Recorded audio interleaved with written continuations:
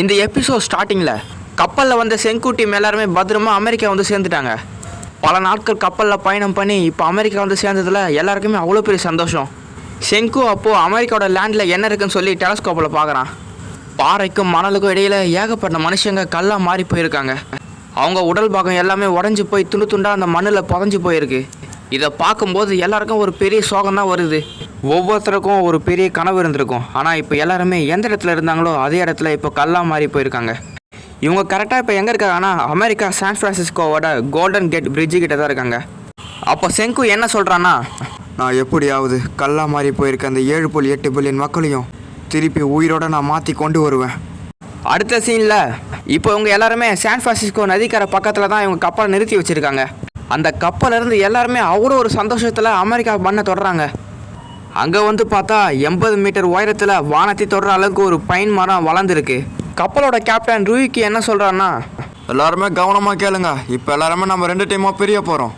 மிச்சவங்க இந்த இடத்துக்குள்ளே இன்னும் ஆழமாக போய் இங்கே எங்கே கான் இருக்குன்னு தேட போகிறோம். அதுக்கு அடுத்த சீனில் சக்கர்மெண்டோ ரிவரில் இவங்க கப்பலில் போயிட்டு இருக்காங்க. சாப்பாடு தேவைக்கான கான் எங்கே இருக்குன்னு சொல்லி தேடுறதுக்காக இவங்க போட்டில் பயணம் பண்ணி போயிட்டுருக்காங்க. இந்த ஆறு போகிற வழியில் இவங்களும் போனால் சக்கர்மெண்டோ சிட்டியை இவங்க வந்து சேர்ந்துருவாங்க. அப்போ தான் இவங்கள நோக்கி ஒரு பெரிய பிரச்சனை வருது. அந்த ஆற்றுக்கு நடுவில் ஏகப்பட்ட முதலைங்க இவங்கள நோக்கி வந்துக்கிட்டே இருக்குது. ஒன்று 100 டன் இருக்கும் போல் அந்த அளவுக்கு எல்லாமே அவ்வளோ பெருசாக இருக்குது. இன்றைக்கி சாப்பிட நம்மளுக்கு கறி கிடச்சிருச்சுடா அப்படின்னு எல்லா முதலையும் நினைக்குதுங்க. இவங்க இந்த முதலை கிட்ட மாட்டி பீஸாக போகிறதில்ல, அந்த முதலைங்க தான் இவங்க கிட்ட மாட்டி பீஸாக போகுது. சுக்காசாலாம் களத்தில் இறங்கி ஒவ்வொரு முதலையும் வெட்டி தள்ளுறான். அதுக்கு அடுத்த சீனில் வெட்டின முதல்ல எல்லாத்தையுமே கட் பண்ணி குக் பண்ணிகிட்டு இருக்காங்க. இப்போ இவங்க இருக்குது அமெரிக்கானதுனால அதுக்கு ஏற்ற மாதிரி இப்போது எல்லாருமே ஹாம்பர்கர் சாப்பிட ஆரம்பிக்கிறாங்க. அதுவும் சும்மா இல்லை, crocodile ஹாம்பர்கர். அப்புறம் பார்க்குற யாராச்சும் ஹாம்பர்கர் சாப்பிட்டு இருந்தீங்கன்னா கீழே கமெண்ட் பண்ணுங்கள். அதை சாப்பிட்ட உடனே எல்லாருக்குமே ஆனந்த கண்ணீரே வந்துருச்சு. எல்லாம் பல வருஷம் கழிச்சு இப்போ தான் ஹாம்பர்கர்னது ஒன்றத்தை சாப்பிட ஆரம்பிக்கிறாங்க. அப்போ சுக்காசா அந்த crocodile வயிற்றுக்குள்ளே இருந்து ஏதோ ஒன்று எடுக்கிறான். அது என்னதுன்னு செங்கு இப்போ தான் தெளிவாக பார்க்குறான். அதோட வயிற்றுக்குள்ளே முழுசாக ஒரு கானே இருக்குது. இந்த crocodiles தான் இதை கண்டிப்பாக இதை சாப்பிட்ருக்கணும். அதனால தான் அது வயிற்றுக்குள்ளே இது இருந்திருக்கு. அதுக்கு அடுத்த நாள் காலையில் எங்கள் ரிவரில் போயிட்டு இருக்கும்போது கொகாக்கு எது தண்ணியில் பார்க்குறா. அது பார்த்தா சின்ன சின்ன கான் பீசஸ் எல்லாமே இந்த ரிவரில் மிதந்து வந்துட்டு இருக்கு.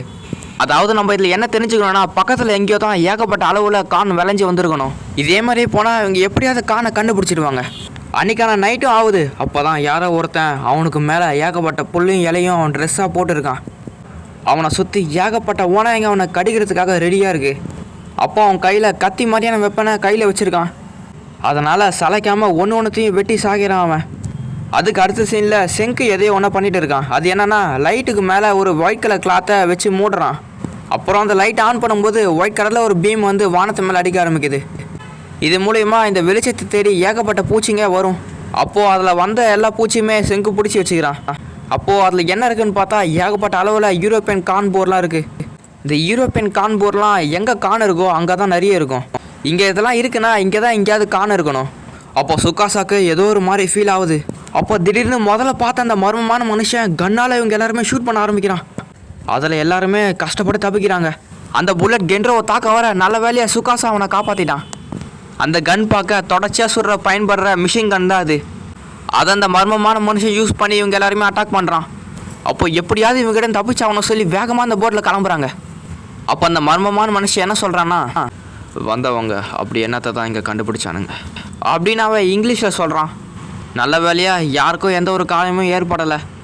அப்போ கின் என்ன சொல்கிறான்னா, என்னால் நம்பவே முடியல, அவனுக்கு யார் அந்த மிஷின் கண்ணை கொடுத்துருப்பா. அப்போ செங்கு என்ன சொல்கிறான்னா, என்னோட உண்மையான முகத்தை அந்த மர்மமான சயின்டிஸ்ட்கிட்ட காமிக்க வேண்டிய அவசியம் வந்துடுச்சு. அவன் கிட்ட நான் கண்டிப்பாக தோக்க மாட்டேன் அப்படின்னு செங்கு சொல்கிறான். சரி, இந்த வீடியோ அப்படின்னு சொல்லி கீழே கமெண்ட் பண்ணுங்கள். சரி, ஓகே காய்ஸ், இதோட இந்த எபிசோட் முடியுது. உங்களோட வேறு ஒரு எபிசோடில் பார்க்குறேன். அது வரைக்கும் பாய். சப்ஸ்கிரைப் பண்ணாதங்க உடனே சப்ஸ்கிரைப் பண்ணிங்க காய்ஸ். கூடவே லைக்கும் தான்.